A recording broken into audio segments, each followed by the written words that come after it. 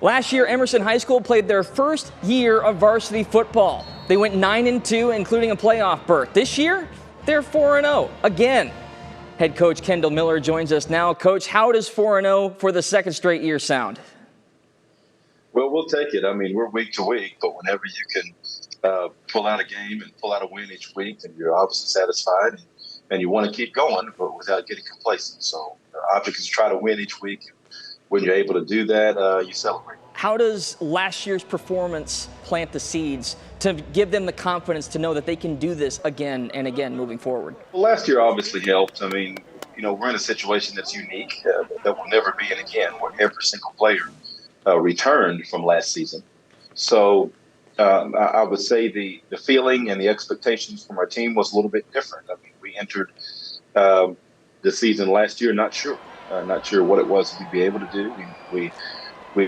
We felt like we could do some things, but obviously we're completely unproven. No one had ever played a varsity game. So this year, it's a completely different feeling. The guys come in knowing that they can win some games. So it's a little bit different approach coming in this year with a group of guys that have already done so. What's probably the biggest thing you've taken from your last couple stops that's helped you establish this program over the first couple of years here? This is such a unique situation to open a school. I mean, this is something that I think is really, really, really hard to prepare for if you've never done it. And most people that open a school have never done it. Right? Our approach towards kids is the biggest thing. I mean, we had 10 coaches that came with me from the previous school. And so we know each other and we know each other's moves. We know what we look for and the way that we coach. And that was really important starting off because there's so much extra work that goes into opening a new program that we really didn't have the meeting time and times to set up had we been a completely new staff. So I think that's one thing that helped us, that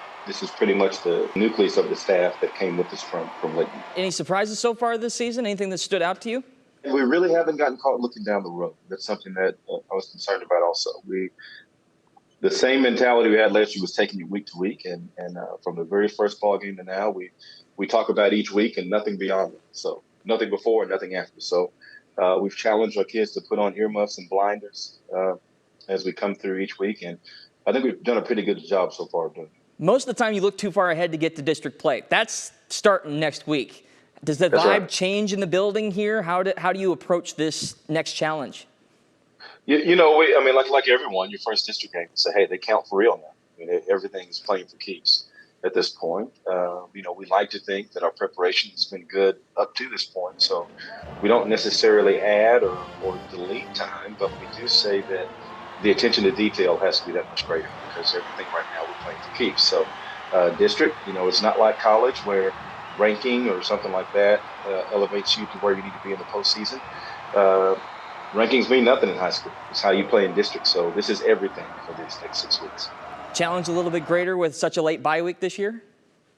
It's always greater. I mean, that's always a tough thing, having a late bye week. We don't have a bye until week 10.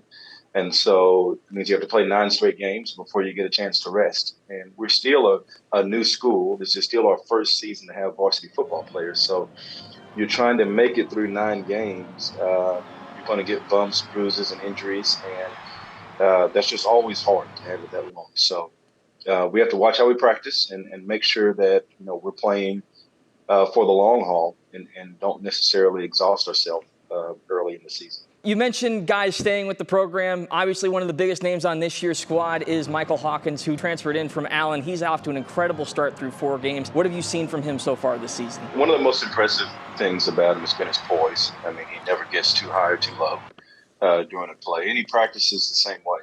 And so it's refreshing when you know exactly what you're going to get from him every play. And I think it's caused the players around him to elevate because they know he's going to be consistent there. So his poise, his accuracy throwing the ball, and really been lessons for us. And it really opens the playbook up for us. Coach, again, thank you so much for your time this week, and good luck down the rest of the road. We hope to see you down the way. Thank you, and thanks for having me on.